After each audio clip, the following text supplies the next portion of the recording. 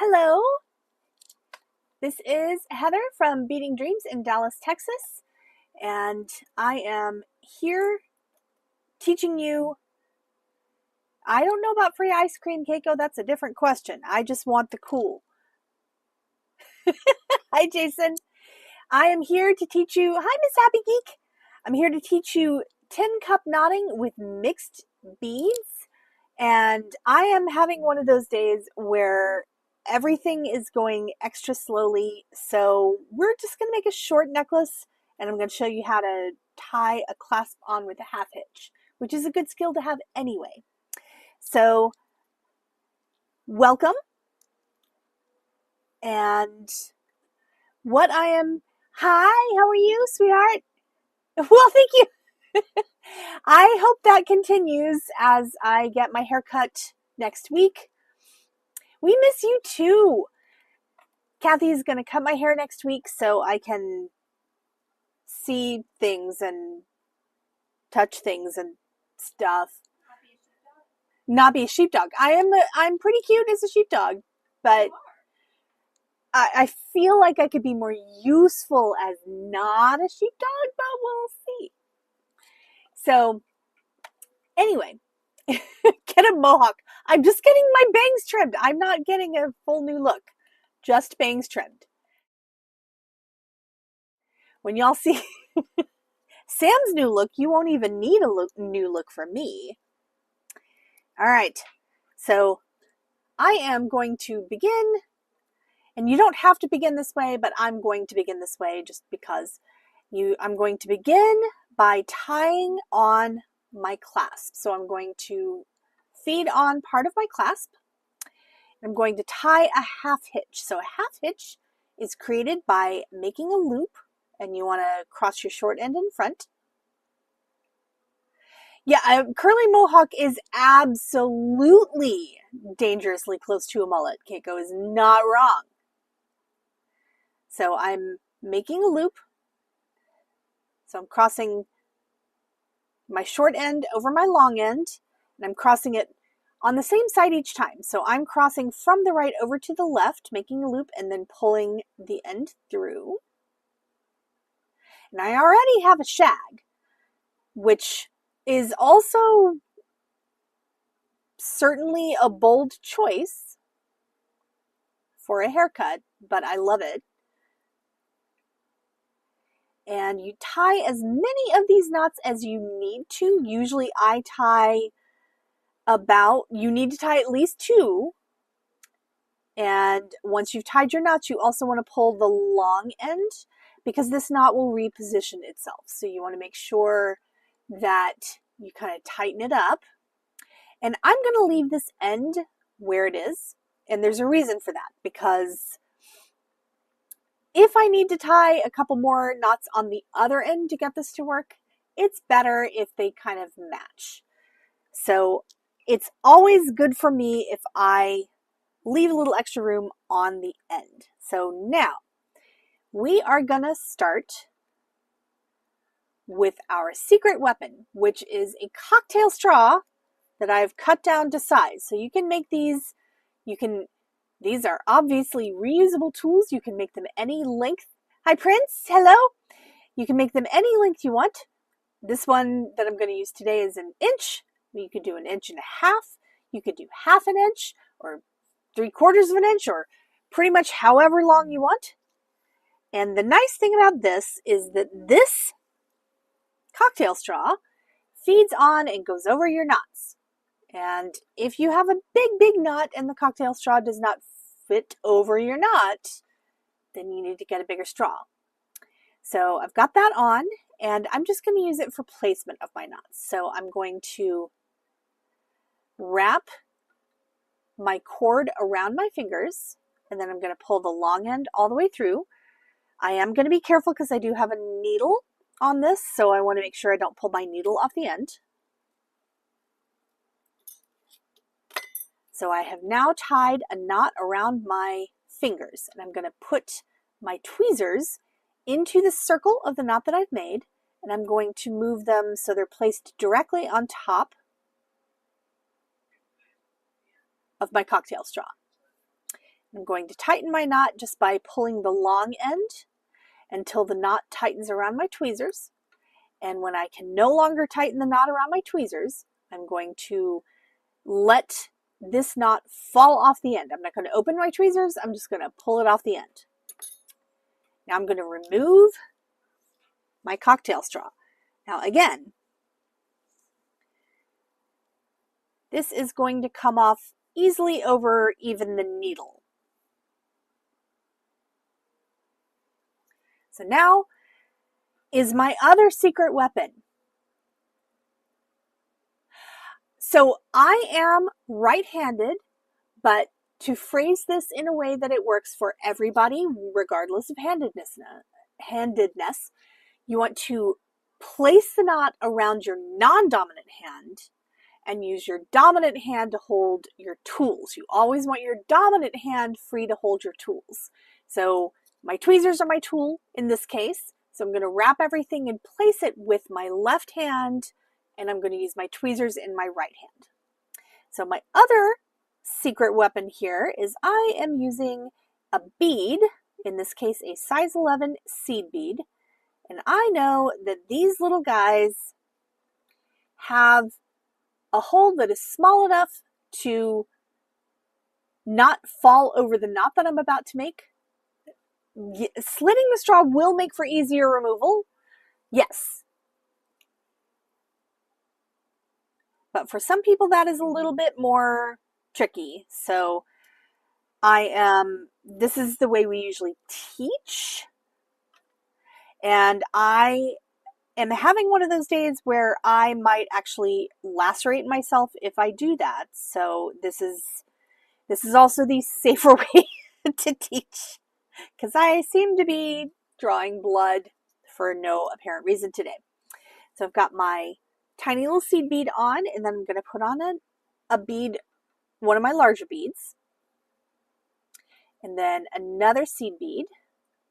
Now, please note that glass seed beads actually have giant holes. So the needle that I'm using is a twisted wire needle, and it has, you can't see it because it's a little bit collapsed, but I have twisted wire needles come with a circular eye on them, and it collapses as you pull it through a bead. So if you are a person who is good at lacerating oneself, then this is the safe method. But you can also absolutely cut a hole in the side of the straw. And I actually cut a straw earlier and just cut the whole thing in half, which defeats the purpose. So I decided today was not my day for a slit straw, but that is an excellent, excellent point. Thank you, Prince. And eventually I was going to get there, probably, as long as I remembered. But it is absolutely fine to get to it earlier and not forget. I'm happy about that. So I am going to place where I want my knot to be in the center of the palm of my hand, wrap my cord around my hand. So I've got the short end in front, and I'm wrapping the long end around my non-dominant hand, crossing it over so it crosses and makes an X on the top toward my wrist of my non-dominant hand. And then I'm going to reach under the line that goes across my knuckles. I'm going to pull that end all the way through. Remember, don't get so enthusiastic that you pull your needle right off the end. And if you are using a griffin silk or something like that that already has a needle attached, you don't have to worry about the needle detaching unless you're being extremely enthusiastic. So if you are not being so enthusiastic you want to rip silk, then you're fine. Just be gentle. Gentle is okay. So I have tied a knot around my hand, and again, this is where I place it. So I'm going to feed my tweezers inside the circle that goes around my hand. I'm going to open them, and I'm going to put the very, very tips of my tweezers right on top of where I want my knot to be. And the farther away from the tips it gets, the more space there is between where I want my knot to happen and where it actually does happen. So now that I've got my knot placed, I'm going to remove my hand from the situation and make sure that my knot stays around my tweezers. I'm going to tighten my knot, And it's a little harder to show this on stream because usually what I'm doing is I'm doing it in space in front of me, and I'm trying to squeeze it into a very small space here, but that's okay. I'm tightening my knot, and I'm thinking about pulling straight up with my long piece of cord, but what I'm really doing is I'm pulling straight and slightly across my body. It really doesn't matter which direction. It would be across your body whether you were knotting with your right hand or your left hand. And the reason for that is because I want it to stay on the tweezers as long as possible, because on the tweezers means you are placing it where it needs to go. So once it cannot tighten anymore on the tweezers, you can pull it off the tweezers. Once again, you want to keep your tweezers tight, not tight, you want to keep them closed. You can keep them loosely closed, but you don't want to suddenly open your tweezers at the end because that might create extra space where you want your knot, which will place your knot not quite where you want it to go. So now that I have my knot in its correct position, I am going to push against that knot to tighten it. So now it is time to tie another knot. So I want my little cocktail straw. I'm going to feed it on. Once again, you can slit this in half. But if you were like me and you were in a let's just make Heather bleed mood, let's not everyone make me bleed. That's not fun. But if you are in a rather delicate frame of mind, then you do not have to split the straw, make a slit in it. All right, so I tied a knot around my hand again. I'm going to use my tweezers. I'm going to go under the circle, make sure I'm inside the circle. I'm going to put my tweezers where I want my knot to be. I'm going to tighten my knot. And then I'm going to slip my straw back over my knot.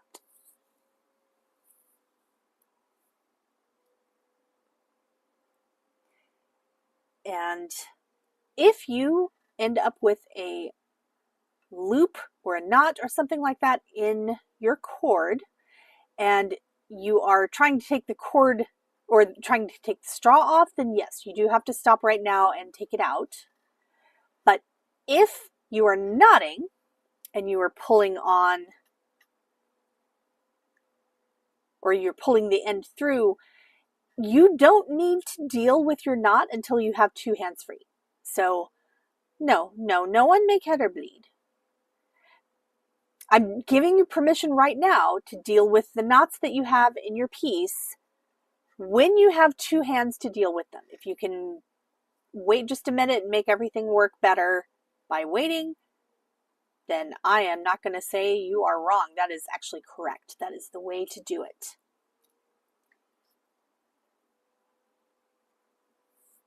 So now I'm going to go with little bead, bigger bead, little bead,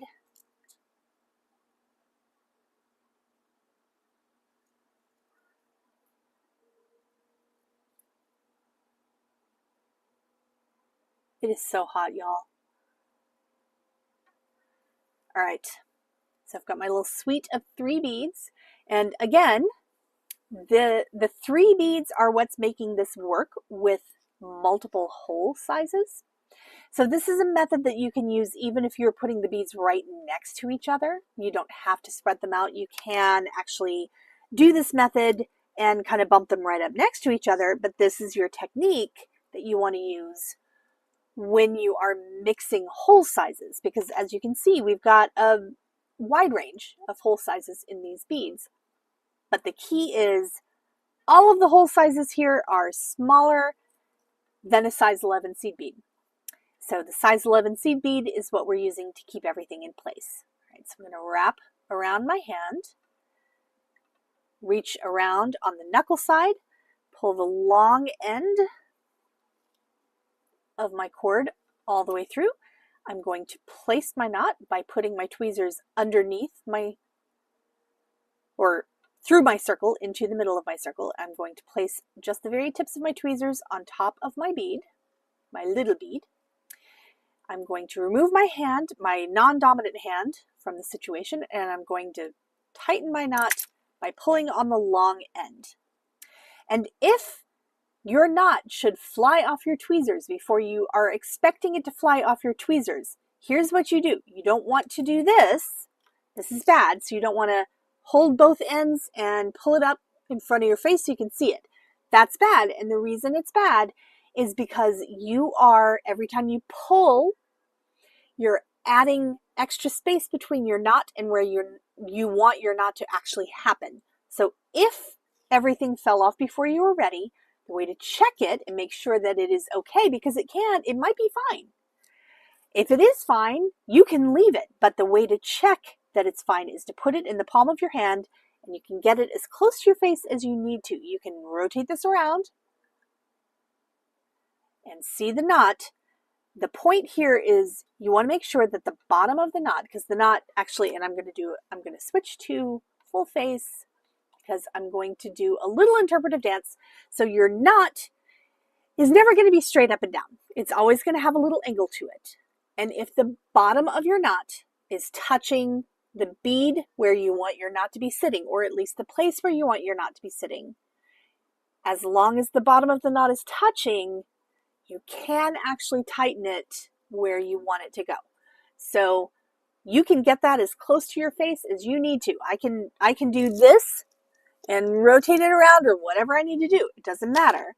As long as I'm not pulling on it, I can check on it, and then I'm going to go back and push on my knot to tighten it.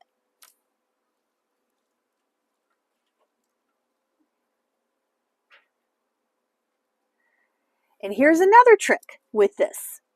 If you are a person who does not need to have everything absolutely, so there is an explanation for why it's called tin cup knotting, because Rene Russo in the movie Tin Cup is wearing a necklace in this style. So if you do not care if your knots are absolutely exactly correct, I give you permission right now to use your eyeballs to place your knot, or you can also use, if you have, I can't show it on screen because we have covered up the entire ruler, but you can use a ruler or your eyeballs to place your tweezers, and I can 99% guarantee that no one's going to stop you and be like, that one is 15/16 of an inch instead of an inch. So, fail.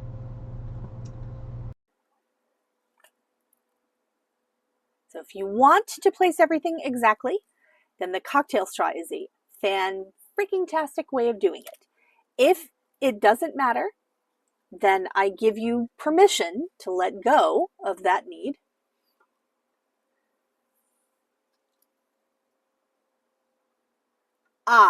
Okay, Keiko. So what I said was if it is not super important to you to be exactly perfectly spaced, then you can also skip the cocktail straw and just eyeball the spacing of your knots.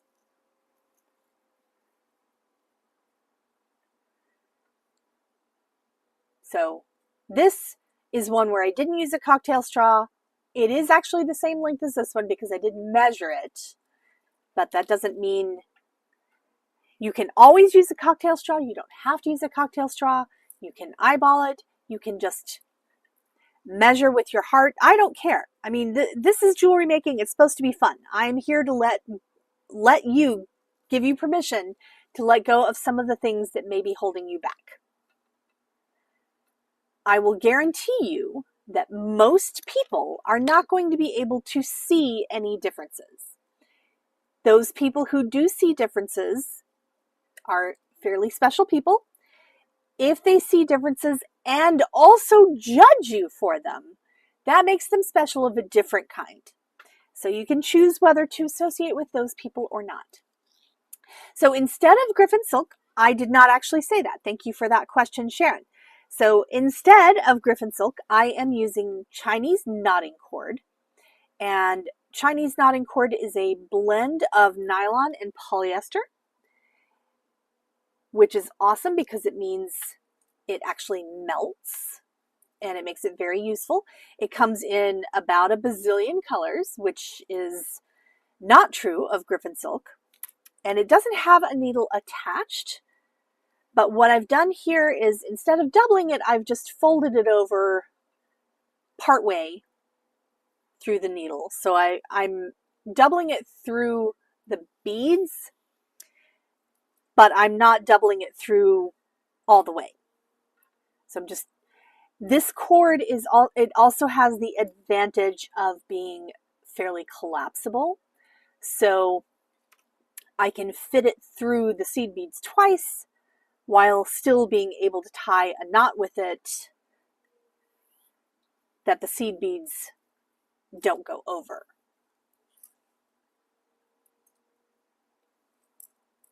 And we do love knotting cord. Sometimes we double it all the way through, sometimes we don't.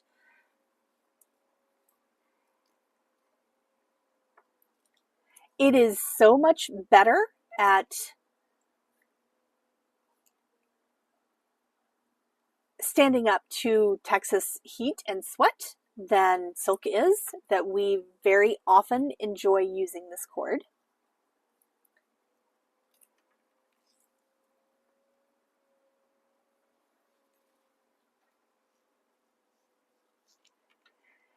Griffin also makes a Griffin nylon. So they make a nylon that comes with the needle attached, just like they make their silks. It's 2 meters long. Always remember, when you are embarking upon a knotting project, you want to have at least 3 times the length of your finished project that you want before you begin. Because if you do not have that much, then there's a solid chance you might run out of cord partway through. And trust me when I tell you, it is a very heartbreaking thing to get partway through your knotting project and not be able to finish. It does have a separate needle, Sharon, but I'm able to use the same kind of needle that I would for the Griffin silk. The Griffin silk has a twisted wire needle embedded in it. And the only reason it stays put where it is because it has, the silk itself is 2 plies and has been twisted together, so the needle stays in place. So if you are knotting, and this is a trick that we like to use a lot of the time, with Griffin silks, they have kind of a stair step on the needles. Sorry, I keep hitting the camera. There's really not that much space, and I don't know where I end all the time here. So if you have a bead that has a tiny little hole and you want to try to sneak a bigger silk into it, or a bigger cord into it, sometimes you can do that by using your bigger cord, and I am using a fine weight needle. You can see how absolutely fine this is.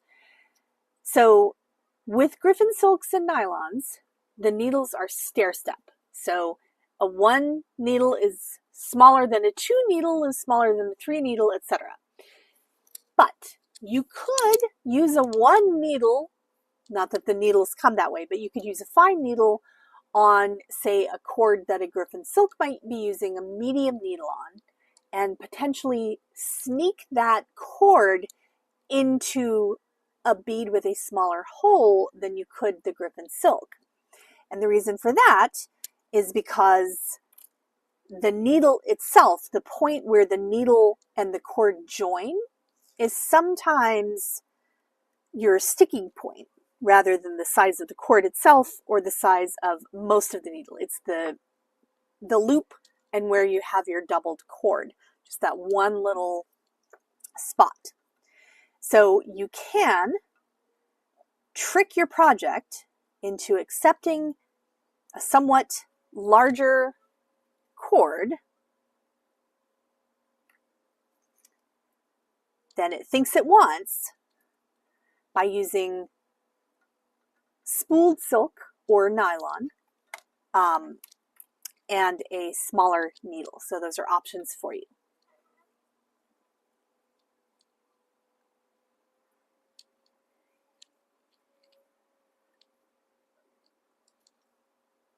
And I have made a knot, so we all get to watch me untangle it.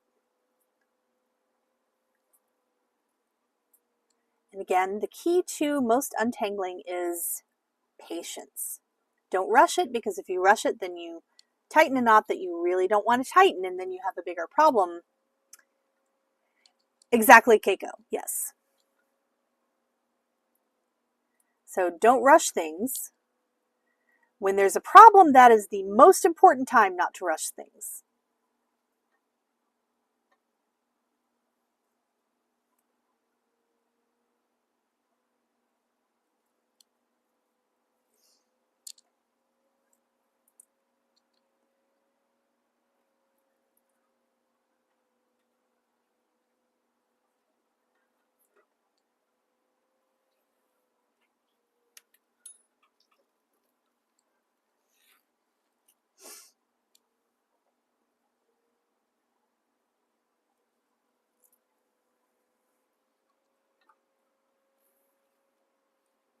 I'm just going to hit everything tonight. It's going to be fun. We can play bingo to see how many. I know frustration does not like slow, but frustration is going to have a whole lot more time with what it wants to do or doesn't want to do if you let it win. So no, frustration does not like slow, but it will appreciate slow a lot more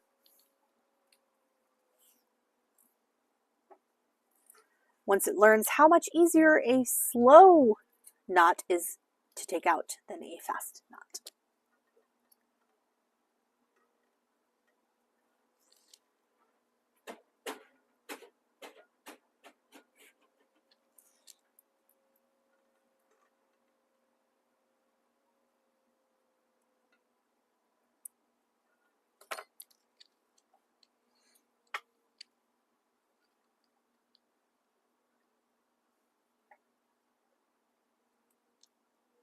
So again, your secret weapons here are going to be your cocktail straw that you can use or not use. You can use a ruler as well. And also your smaller bead. So in this case, it's a size 11 glass seed bead. You want to make sure when you are doing this that your size 11 seed bead does not fit into the hole of the bead that you're trying to block with the size 11 seed bead. And you want to make sure beforehand, and I did test this beforehand, so I didn't have to get on stream and suddenly completely change course, because that's awkward, going to get more materials and all that. You want to make sure that when you tie a knot, your seed bead or whatever you're using does not pop off over your knot. So you want to make sure that when you tie your knot, this stays put. So these things are important. So as you can see, I'm going pretty quickly because there's a whole lot of space in here. It's nice. You tie 2 knots in between your bead sections, but there's also a whole lot of space. So this whole project goes very, very quickly typically.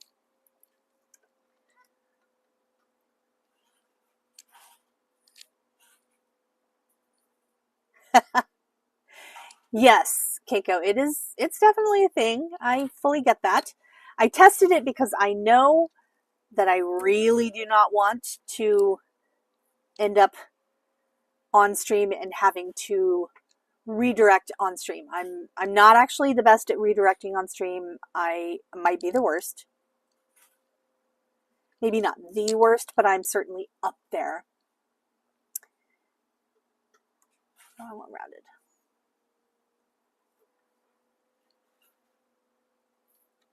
So all of the beads I'm using tonight are check glass seed beads, or they are Indian glass beads of varying types. Oops, you know what I did? I forgot to tie a knot. So if this happens, then you have to tie a knot in between. So what I'm going to do is I'm going to tie a knot backwards. So I'm going to begin with the beaded end. So I'm going to make a loop. I'm going to drop the beaded end through.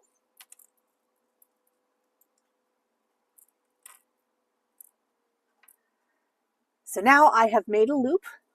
I'm going to put my tweezers in the loop. So none of this is different. It's just the direction from which I approached it. And this also happens to be how Beading Dreams actually does our knotting. Most of the time we will pre-string and then we will knot from the beaded end rather than the open end. And the reason for that is because we have a lot of very curious customers and we love our customers. But if you're in the store and you have a customer come up and say, "Oh, that's so pretty," and they touch the graduated pearl strand that you're trying to knot, the graduated pearl strand you're trying to knot has a non-zero chance of becoming less graduated or having things fall on the floor. And we don't want things falling on the floor. That takes away from, we have to redo our work if that happens. And of course, the customer is not going to feel very good about themselves.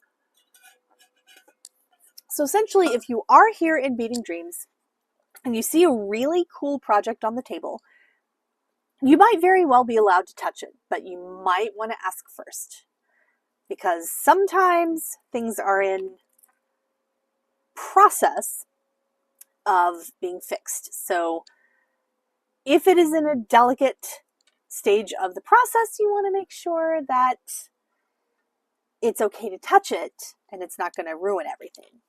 So I've got this pretty necklace. I really love how it's turning out. I've got a whole bunch of different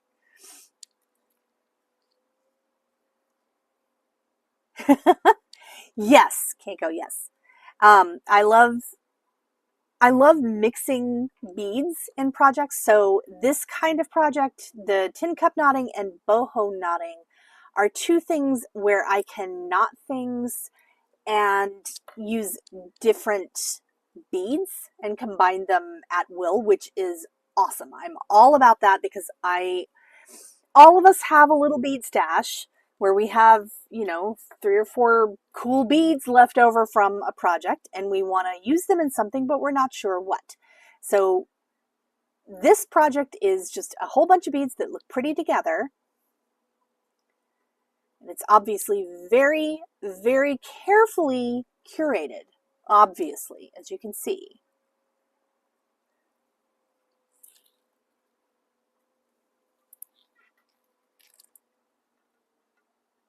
What I did was I took one of these strands that Allison's mom carefully strung, and I used all the beads that I could. Some of them I couldn't use. Like, this is an awesome bead that I would have loved to put on, but if I try to put a seed bead next to that, it just falls right through. So this is not a bead I could use. I love it. It's going to be for a different project. So that's another thing to think about. Here's another one. This is a nice donut bead. Again, giant hole. I know, there's some really cool beads on here that are going to be great for, say, a boho knotting project, because the boho knotting style does not actually require you to have a bead, a stopper bead. You are knotting around the bead instead, which makes your life a whole lot easier.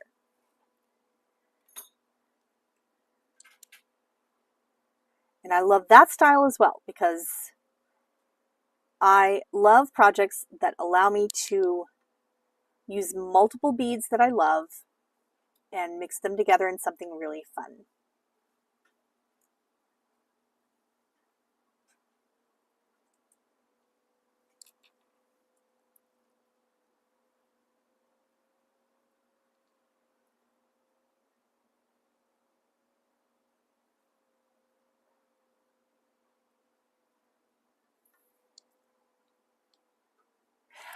It could be the next tutorial. Absolutely.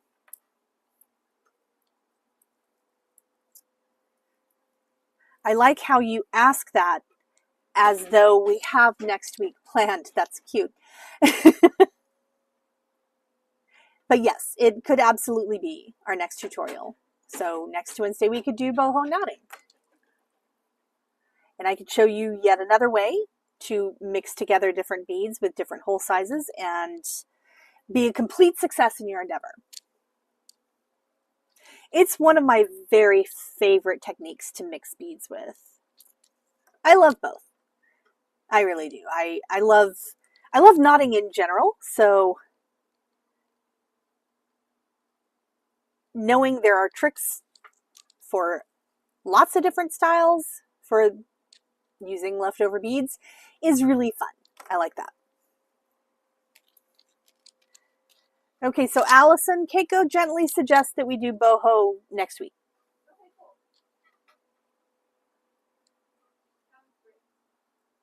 Agreed.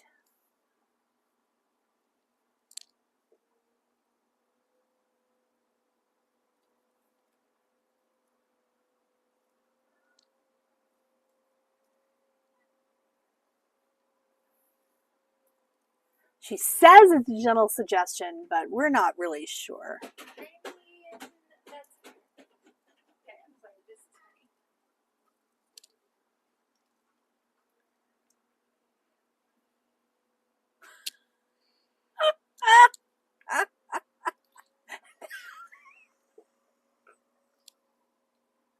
Sorry. Allison's trying to kill me right now. You can share if you want.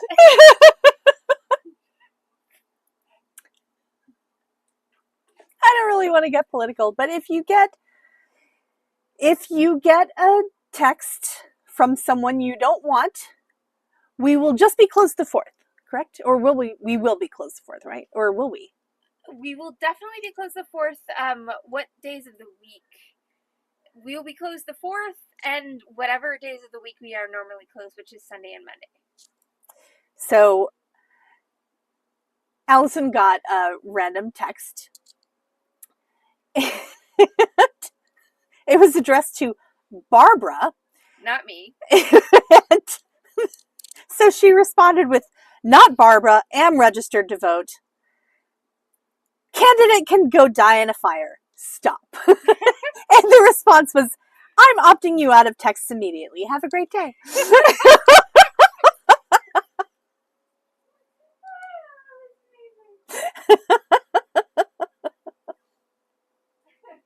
That must have felt really good today.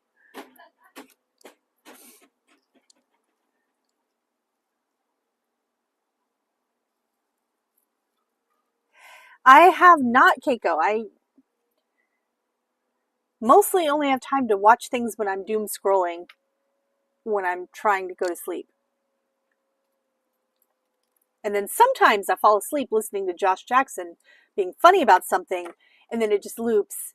So I listen to Josh Jackson being funny about something for like 2 hours until I wake up. Because my brain's like, hey, wait a minute. All right, so I'm going to do one more bead.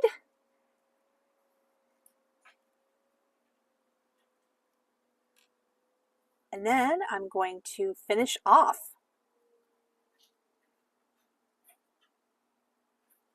And you can make this as long or as short as you want. The reason I'm making mine short tonight is because, again, I am not having the most dexterous day. And I didn't want you all to sit here and watch me struggle for longer than you had to. So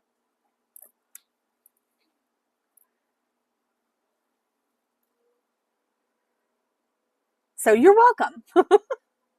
Hello, Corvus.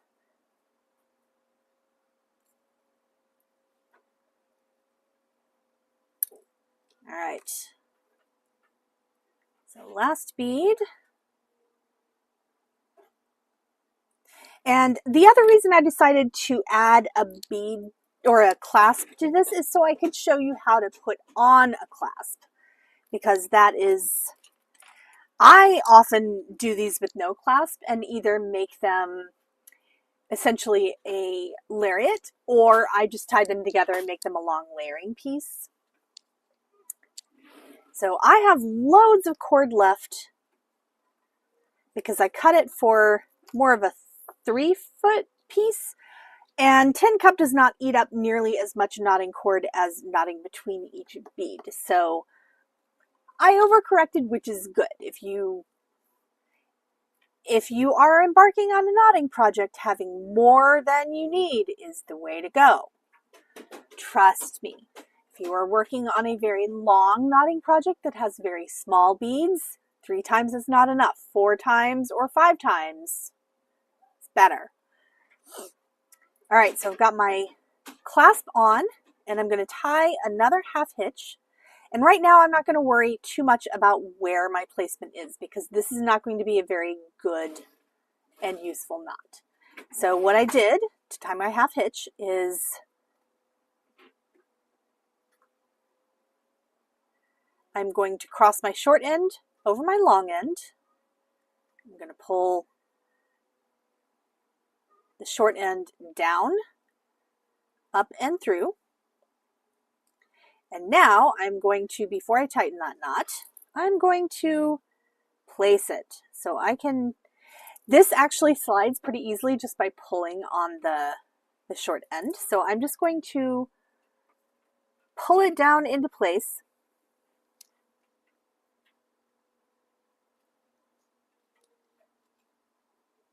Sorry, I'm not showing you this part, but it's very tedious and I have to be able to see.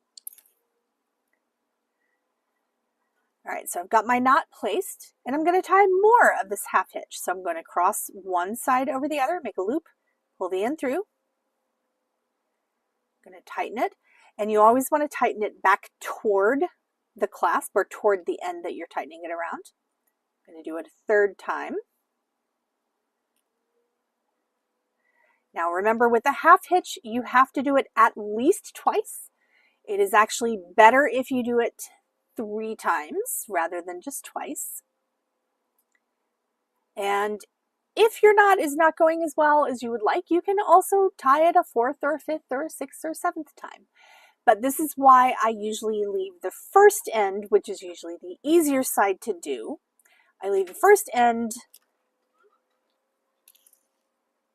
unglued or melted, just in case I need to match the 2 ends. So I will be right back. I need to grab a source of fire. So I'll be right back. And Allison will hand me a source of fire. So here I am. I am the fire bringer. Yes, Prometheus. What's the female of Prometheus? Promethea? Probably. Alright, Promethea. Got it. All right. Everyone shall now refer to me as Promethea. Okay, Allison's got a new name, Promethea. All right, when you are using knotting cord, you can take advantage of the fact that it does actually melt. So in order to do that, to seal the end to the rest of it, I'm going to cut it fairly short, about a 1/16 of an inch, and I'm going to err on the side of safety rather than focus. Allison is definitely easier to spell than Promethea. You are not wrong. No fun. Y'all are fun suckers. So cord necklaces do wear over time, and it depends on the cord and the person and how often you wear it. So this particular cord is only 0.4 meters or millimeters, so it's a little tiny cord, but it's also nylon polyester, so it's got a little stretch to it, and it's not going to rot when you get it wet. So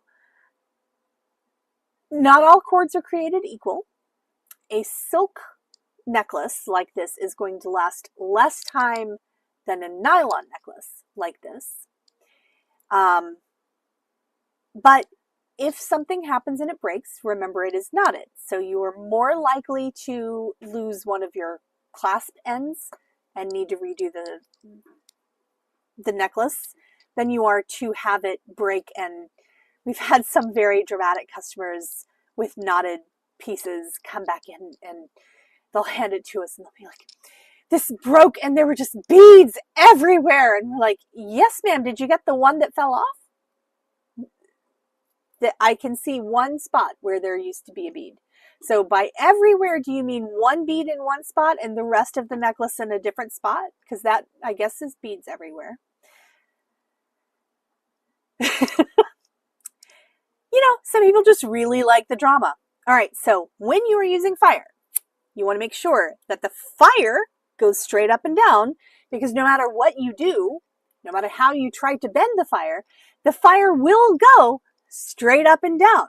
So if you try to tilt, your hand's just going to go into the straight up and down fire. So keep the fire straight up and down. And then I'm going to move my cord over to the fire as it melts. So you can avoid drama. What nylon brands do I recommend? So there are a few. You can actually, we are not firebenders, it's true. I'm not an airbender, waterbender, earthbender. I am not any kind of bender, unfortunately. So Chinese knotting cord is a great choice. There's not a particular brand. All of them are created fairly similarly. Griffin nylon is great. Strength or Tough Cord are two nylon cord brands that are also great. Adjustable is also amazing. We do like adjustable. I'm a big fan of adjustable. I didn't make this one adjustable just because these were the choices I made tonight, but usually when I make jewelry, I do make sure that it is adjustable because Ceylon's also great. Ceylon, it depends on whether, Ceylon and Eslon, it depends on whether you can get the bigger sizes, because this becomes really difficult if you were using the teeny tiny sizes, because then even if you double it, it's really small and it's very delicate, and that may not be ideal for your project.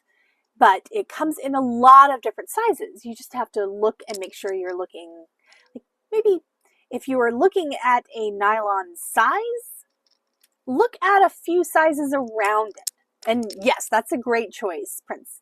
It also comes in a ton of different colors and really pretty colors too.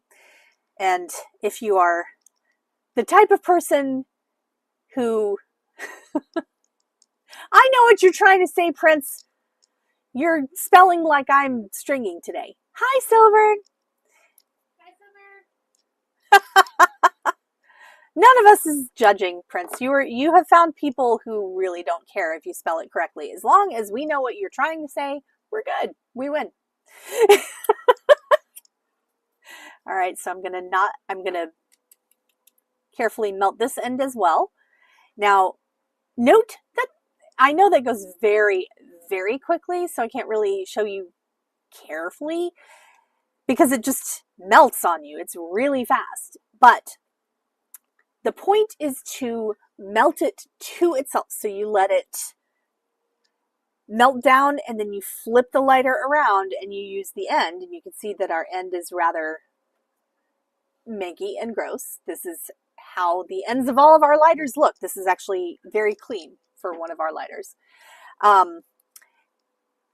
You let it melt down, you flip the lighter around, and you just kind of smash it into place, because the object here is not to get that piece shorter, it's to melt the piece so it becomes one with the rest of it.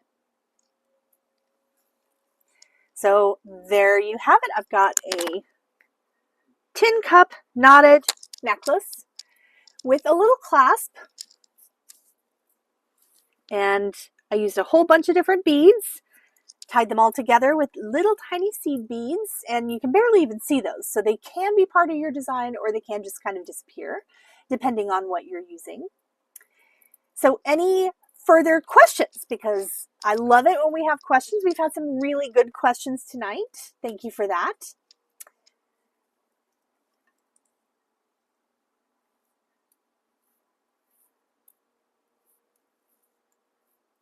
I'm going to clean up the seed beads. These are getting harder and harder for us to get. Excellent, Lori. I like that.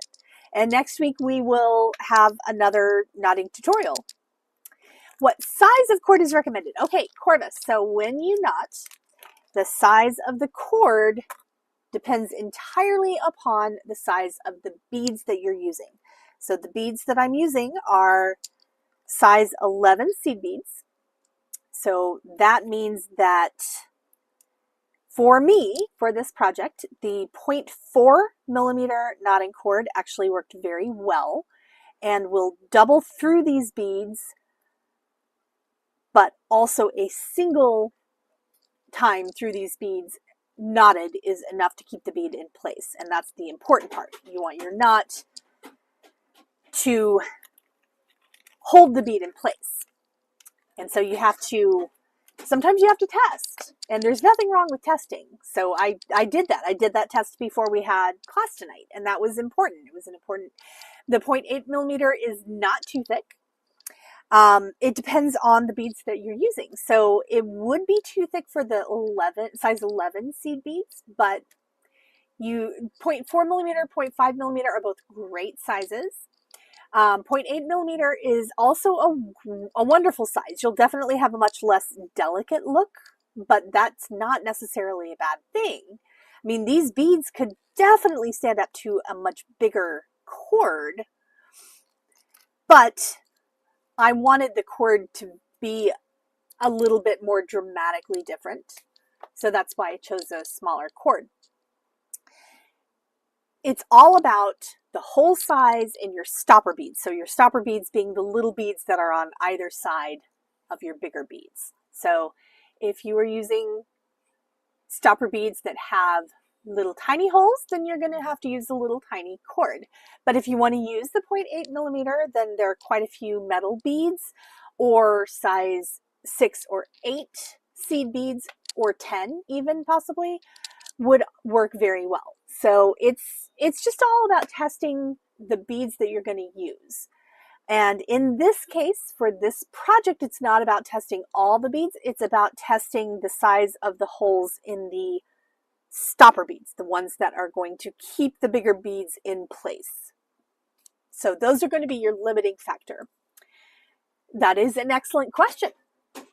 So if you are using only the Indian glass beads, those beads have actually quite big holes. So the 0.8 millimeter, you don't need stopper beads. You can just use the Indian glass. And even sometimes if you tie a bead, this is not Indian glass, but this particular bead, if you tie a knot in the 0.8 millimeter, it is still not going to be big enough for that hole not to pop on over that knot. So if that is a thing that you're doing, then you want to make sure you test. So this is another bead that I didn't use because this is awesome, Corvus, your tiny, small, absolutely bitty collection of beads. So I hope you find something. But see, on this one too, the size 11 bead just falls through it. So that's not ideal. Or it falls partway through, which is almost worse. It'll come out just by poking. But yes, metallic cord is so fun to use for this. And I would absolutely recommend just testing it and using beads that you can use on your cord. So any other questions, or did you need more clarification about anything I just said? I feel like I said a whole lot.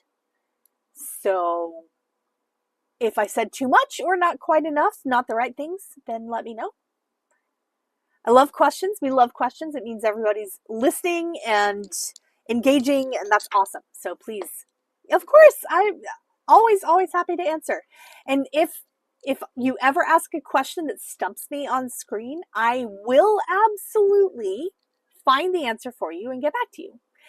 Thank you for being here, Miss Happy Geek. I'm so glad you enjoyed it. And again, apparently next week at 6:30 p.m. Central Time, right here on twitch.tv/beading dream, I am going to be doing a boho knotted necklace where I'm going to use the same kind of beads. Thank you, Sharon. A mix of beads, probably Indian glass again, because I love the Indian glass beads. And in that project, it actually doesn't matter what the hole sizes are, because the knots themselves have a little trick to them. So that is a 2-strand knotting class. And another fantastic way, one of my favorite ways to use different beads together in the same project. So if you don't have any other questions, I'm still watching. I'm also very excited that our chat aggregator is working so well. That is amazing. Yay! Oh my gosh, that's life-changing. It really is life-changing. So if no one else has any other questions, I am going to call it a night. And new podcast drop today. So for those of you who are not already listening to our podcast, you better explain yourself, Missy or Mr. But also, if podcasts are not your thing, I totally get that. But check us out, because obviously we're your thing if you're here. And it very much is just us talking about things that are important to us. So history, geology, curses, the things that we love. So the Button List podcast is available on Apple Podcast. It's available on Spotify, and you can watch on YouTube as well. And Corvus has been helping us with it, so it is pretty easy to find on all of those places. Even if you hate podcast, go follow it. If you want to pretend and write a review, I'm not going to tell anybody that you didn't really watch it. So as long as it's a good review. If you go review it and it's a bad review, I am absolutely going to go through and be like, I don't think they actually listen to this at all. So thank you all for being here tonight. Again, my name is Heather. I'm here from Beading Dreams in Dallas, Texas. And we are a brick and mortar retail bead store. We do have, if you are local, our guided and assisted beading this Saturday. And we have a pretty full house. That doesn't mean we will not squeeze everybody in who wants to be here. So if we have 20 people here for guided and assisted beading, we will make it work, darn it. We already have 8 signed up, which should be really fun and amazing. So I hope to see some of you here. If not, then we will see our other 8 people, and it will be awesome. And tomorrow night, I am going to be doing, because today's Wednesday and tomorrow's Thursday, right? So tomorrow night, I'm going to be doing our live merchandise sale. It's just going to be me, and I believe that we settled on $10 strands. So Lori, watch out. Because it's all $10 strands tomorrow, some of which are going to be really amazing bargains, because that's what we do to you, and because we hate you. That's not true at all. We actually really love you, but sometimes we love your wallet less than we love you. Just throwing that out there. Anyway, thank you. So rejoin. Oh, okay, got it, Lori. So there will still be the recap, because Corvus is amazing like that. If we see you tomorrow, amazing. It'll be right here, Twitch TV /Beading Dream, and 6:30 p.m. Central Time. And it is artistic time. We'll do our best, but sometimes we have late customers, and it is still the best thing ever that we decided to switch to 6:30 instead of 6. I don't know what we were thinking for that long. Oh, but we'll be here. We were not thinking. So we will be here. Well, I will be here. Allison will be offsite doing an event offsite. And we will return on Friday night with Freeform. What are we doing Friday night? Oh, we're dark on Friday because Allison's going to go get more stuff. And Saturday night is Zoom. Saturday is whatever you guys want it to be. So Zoom or Freeform on Saturday? Okay, no, so Zoom or unboxing. Zoom or unboxing on Saturday. Got it. Okay. So we're going to go with that. Think about whether you want Zoom or unboxing on Saturday. We will take a vote tomorrow. Allison cannot get all the peens, though. She's still going with Mom. I can't. And also, to be fair, this is not a peen show. So, sorry. It's happening I'm just gonna not in peen country. Sparkly things instead. Yes, you'll just... You know what I want? What do you want? Fully faceted peen charm. Ooh, a fully faceted peen charm. I don't think that exists, but I want one. Okay, so we've got 1 vote for Zoom, 1 vote for unboxing. So think about it. We're going to take a vote tomorrow since we're tied. And sorry, there will be no faceted or unfaceted beans on Saturday, no matter how you vote. We love you all. Thank you so much for being here, and we will see you tomorrow night.